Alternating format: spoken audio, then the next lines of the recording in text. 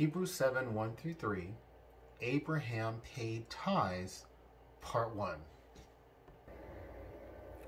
For this Melchizedek, king of Salem, priest of the Most High God, met Abraham returning from the slaughter of the kings and blessed him. And to him Abraham apportioned a tenth part of everything.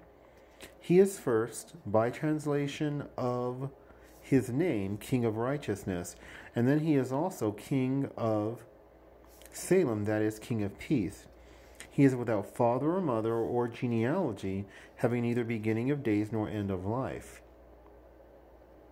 But resembling the Son of God, he continues a priest forever.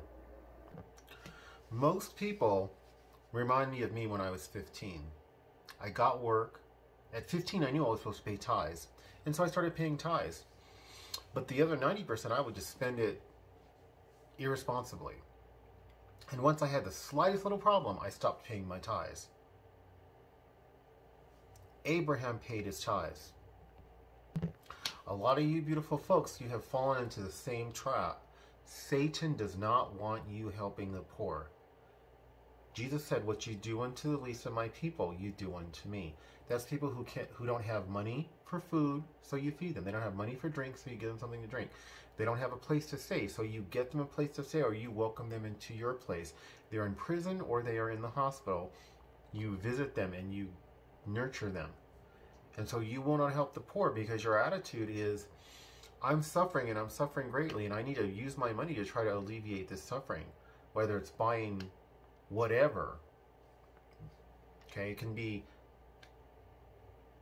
stuff to fight the program or to make you feel better. Whereas if you give away that money, what the Lord will do for you, if you make sure it goes to the poor, okay, the least of my people, Jesus said in Matthew 25, if you help them, you'll go to heaven. If you don't, you won't. That's how severe and serious tithes and offerings are.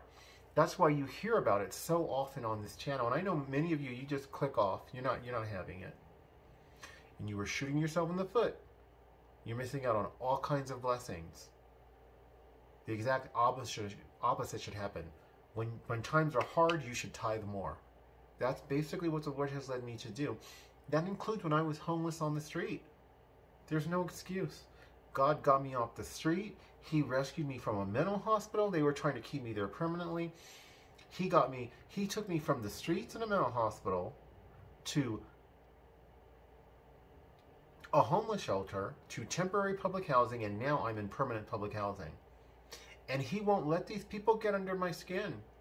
He won't let them praise his holy name forever. He won't let them bring me to a point where I'm cussing them out, or they've got an excuse to call the police, or they're trying to get me kicked out. Like that used to happen to me. His grace was sufficient for me, so nothing that they did prevailed, all to his glory and to his credit. But he protected me because I always paid those tithes and offerings, and I made sure they went to the poor. I'm asking you, beautiful born-again TIs, to do the very same thing and to follow in the footsteps of Father Abraham. Like, subscribe, share, comment, any combination thereof. God bless.